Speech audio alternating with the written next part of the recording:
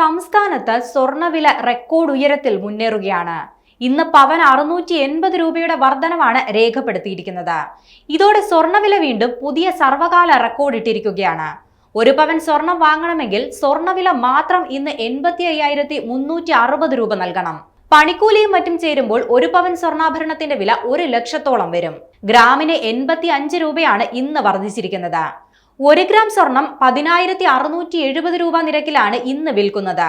ആഗോള സാഹചര്യങ്ങളാണ് സ്വർണ്ണവില കുതിച്ചുയരാൻ കാരണമെന്നാണ് വിലയിരുത്തപ്പെടുന്നത്.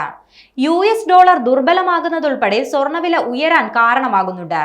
അതിനോടൊപ്പം തന്നെ നവരാത്രിയും മഹാനവമിയും ദീപാവലിയും ഉൾപ്പെടെയുള്ള വിശേഷ ദിവസങ്ങൾ വരാനിരിക്കുന്നതും ഡിമാൻഡ് ഉയർത്തിയിട്ടുണ്ട്. ലോകത്തെ ഏറ്റവും വലിയ സ്വർണ്ണ ഉപഭോക്താക്കളാണ് ഇന്ത്യ. ഓരോ വർഷവും ടൺ കണക്കിന് സ്വർണം രാജ്യത്തേക്ക് ഇറക്കുമതി ചെയ്യുന്നുണ്ട്. അതുകൊണ്ട് തന്നെ ആഗോള വിപണിയിൽ സംഭവിക്കുന്ന ചെറിയ ചലനങ്ങൾ പോലും അടിസ്ഥാനപരമായി ഇന്ത്യയിലെ സ്വർണ്ണവിലയിൽ പ്രതിഫലിക്കും.